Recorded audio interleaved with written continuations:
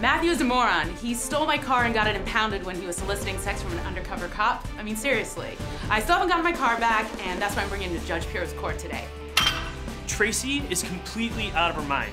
There's no way that I'm gonna proposition somebody for sex. I don't need to.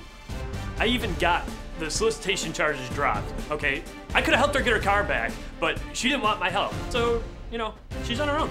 All right, the plaintiff is suing her former friend for impound fees. All right, Matthew, I read your statement. Did you really solicit sex from an undercover cop? No.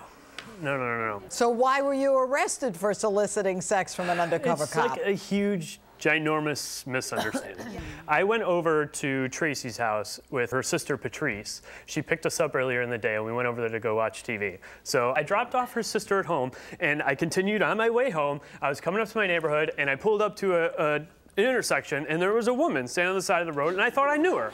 Yes, seriously. A woman that was offering favors. No, seriously, I thought I knew her. So I slowed down a little bit, and obviously it wasn't her right away, but she motioned for me to roll down my window, so that's what I did. So you pull over and roll down your window to a woman who's on the corner of an intersection in Chicago at night? She looked like she needed help. Yeah.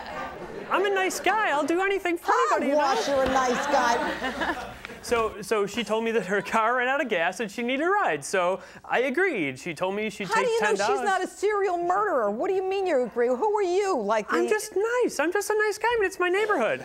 All right, so what happened then? So she gets in the car and she told me she'd give me $10 if I drove her to the gas station and back to her car. So I agreed, and we're in the car and... Whoa. When you pull up at this intersection, is it a busy intersection? Well, it has a stop. So how come you're the guy stopping as opposed to all the other cars? Why didn't you say, I got a cell phone, let me call 911 for you? Well, she was just out of gas. She wasn't like... Where was her car? Bleeding. What kind of car? What kind of car? I don't know, I didn't see it. There was no car next to her. Not next to her, no. She had to, I guess, walk to the corner. Matt. Okay, so she gets in the car. She's going to give you $10. Then what happens? Yeah. So okay. So I make a stupid joke. Get your story straight. Go ahead. I make a stupid joke. Okay. I say something like about picking up a woman and giving her money for sex on the street or something. You know, just a joke. And I guess she took me seriously because she told me... Sure, she took you seriously. She's an undercover cop. Well, and you just solicited her. But I didn't. No, I was just kidding. You made a joke about sex to a woman you don't know who's run out of gas? I am not at all the kind of guy that would get a prize. I mean, look at me. That's not what I'm hearing. I don't need to pay for sex. Yeah, okay, you don't need to pay for sex. Okay, so good. So what happened? She took me seriously. She told me she charges $10. So I thought she was kidding, you know? I thought we were still kidding. But you made the joke first about the money and sex. And she then comes back and says, I charge $10. And then what happens? Well, I thought we were just kidding still, so I told her I only had 15 cents. You only had 15 cents? Yeah. Is that true? Well, I would have had more, but I had to pay toll on the way home. So you had 15 cents? You think you're... you only had 15 cents and you think you're going to get sex from a woman in a corner? No, that's not what I was doing. It wasn't like that at all. I would never, ever do anything like that. I'm not that kind of person. I mean, seriously, I'm not that kind of person. So I'm just a genuinely nice guy. what's the next thing that happens when you say, I only have 15 cents? All of a sudden, all these police officers just swarm the car and I get arrested. I didn't know, you know, I was just kidding. Matt, did you make a move on her before the police officers swarmed the car? No. Did you touch her body anywhere? No. Maybe I hit her arm by accident or something. So as a result of this, you get arrested.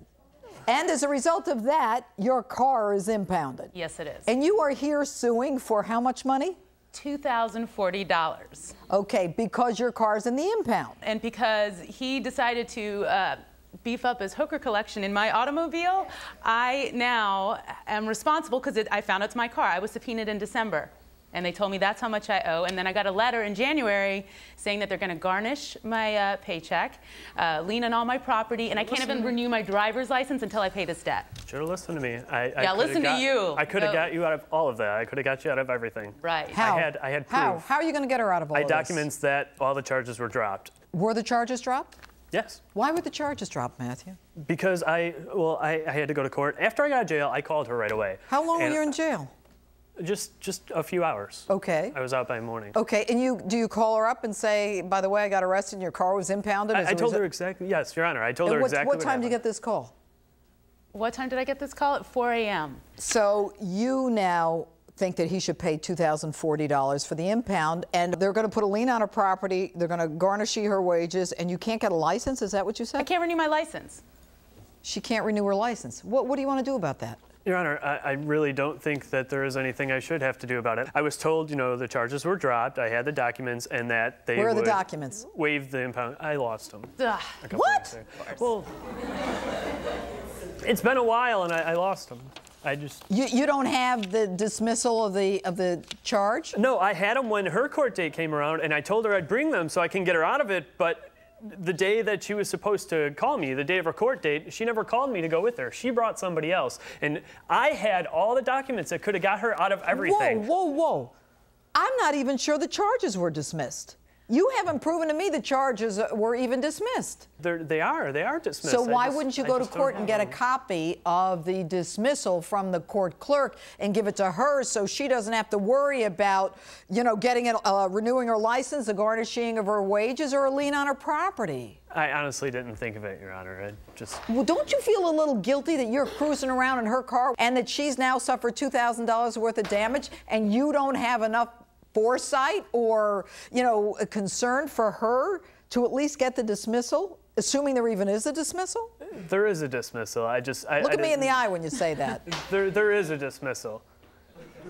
Is there a dismissal? The dog ate it. The dog ate it? What is the date that your case for solicitation of a prostitute was dismissed? 2 weeks after the 19th, Your Honor. Of? 2009. The 19th of 2009? Is there a month? Yes. Did you two date? No, I would never. She made a pass on me. She brought up, did you ever wonder what it would be like if you were with me? When you say whatever, that suggests to me that maybe it's true. It started off, we were friends originally. We met through a mutual friend, and I trusted him. He would borrow my car, take my mom on errands, and then I found out that he's kind of a shady sex addict with an affinity for prostitutes, you know. Judge Pirro renders her verdict right after this.